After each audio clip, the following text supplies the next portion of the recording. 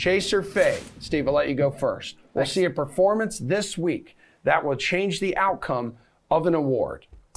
Yeah, when you look at the comeback player of the year, Dak Prescott is currently minus 140. Joe Burrow is in second at plus 110. I don't understand how Burrow is not leading in this category here. Like, look, it's a great story for both guys that they came back this year, do what they do after the, horrific injuries to both of these guys. But let's be honest here, especially in the second half of the season, Joe Burrow has vastly overperformed Dak Prescott offensively, especially in the last 2 weeks here. They have a cake matchup against the Browns coming up. The Bengals do have something to play for in this game as well. They do have an outside chance of getting the number 1 seed. A lot of things have to happen. I totally get that, but at least the Bengals have some motivation in this game. I think Joe Burrow ends up being the favorite and comeback player of the year.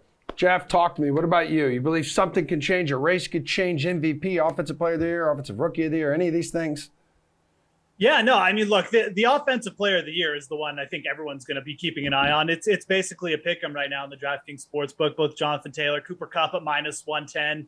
And Steve's right. I think that comeback player of the year could see some movement, but I don't it won't really be based on the games because I don't know how much either player is going to play. It might just be sentiment. People finally realizing Joe Burrow is a good, has had a huge comeback. I think you're going to see a lot of movement in this Offensive Player of the Year just based off of performances. You've got Cooper Kupp going up against a weaker San Francisco secondary, and then Jonathan Taylor playing the Jags. Sorry, Emerson, as a 15-point favorite. One of these guys is going to have a massive day. It just definitely feels like it. And I'd kind of side with Kupp. I think people will eventually, think that the Taylor matchup will produce, because it's a softer matchup, will produce bigger numbers. But I mean, Kupp is involved in what's going to be a close spot game, most likely. It's a 4-point spread against a weak San Francisco secondary. I think you'll see some serious movement in the odds on this one just based off this one game because much like I said with Jamar Chase, it's what have you done for me lately with these awards? And if Kupp ends up breaking the record and Taylor just has maybe gets in the end zone once and has 90 yards,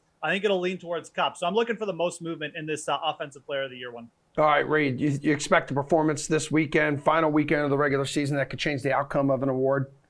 Yeah, these two guys laid it out pretty nicely on the ones that are, arguably up in the air, right? We're not up in the air, but have the best chance of moving from favorite to the first underdog. But when you take a look at I think the Offensive Rookie of the Year, right? That's going to go basically to Jamar Chase because of that game last week.